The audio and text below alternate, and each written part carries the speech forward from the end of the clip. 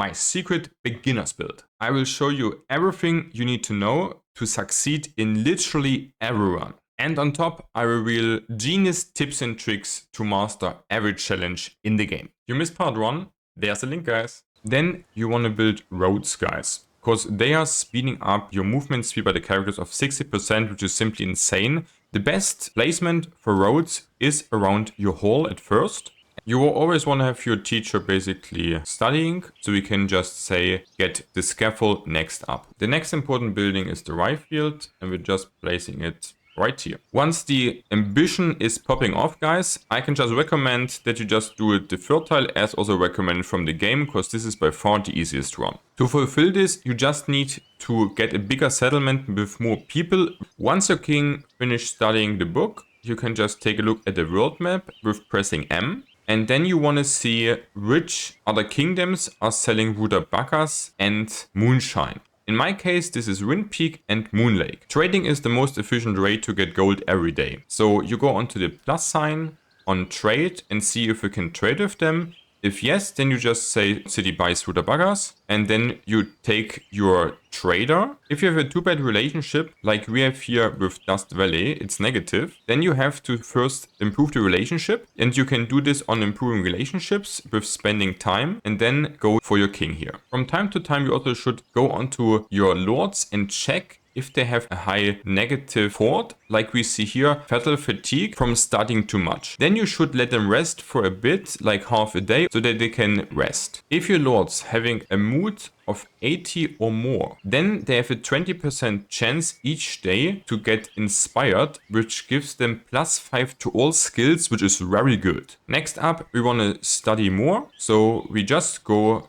for the prison next. Once your trade agreement is established, you will get a notification, and you should go onto the trade tab here down here and set this trades to automatically, so that you simply get 20 rutabaga each day away and getting 65 gold for it. That's great on day 1 to establish the first trade agreement. So next up, we want to build a second lumber mill, because we will need a shit ton of lumber, guys, not gonna lie. Then we also want to build a brewery, guys. I'm always placing this really next to my hall, because this is one of the most important production buildings in the game. And once they are both finished, we also both want to upgrade them to level 2, the lumber mill and the brewery. And now is the time on day 2 to actually hire our first warriors on the army tab, going on plus for the warriors.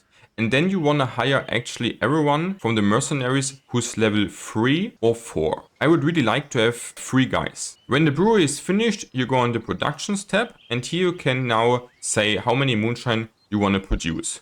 I can recommend using making X, because this allows you a lot easier to really sustain a good production. We actually want to make 40 moonshine. If you go on the brewery and on the question mark, you also can see how much one worker can produce per day, so you kind of have an idea how long it will take to produce X amounts. Then we build our second rye field, because we will need a lot of rye, guys, trust me. Now we should also take a look at the relationship management. From day 2 on, you should let every 2 days all your lords talk to the king, with on socials spend time with your king, because then they will improve the relationship. Elsewise lead into negative consequences like murder. Every 1 to 3 days, the trader and or 3 lords will come to your city. You want to always talk to the trader, and we are buying 3 spears, because we're planning to have 3 guys on our army. And we check also the books.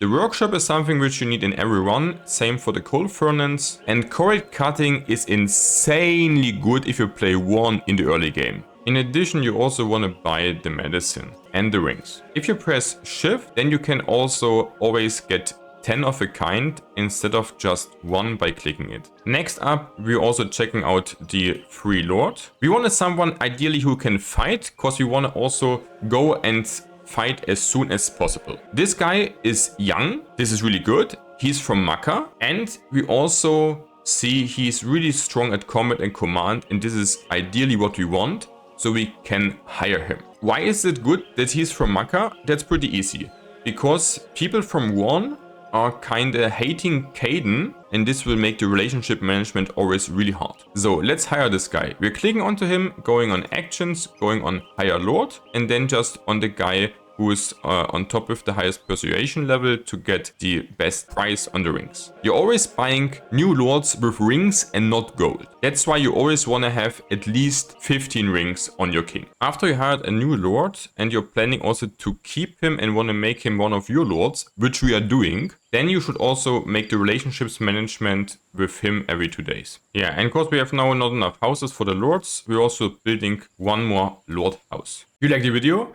then subscribe and like there, guys. Thanks!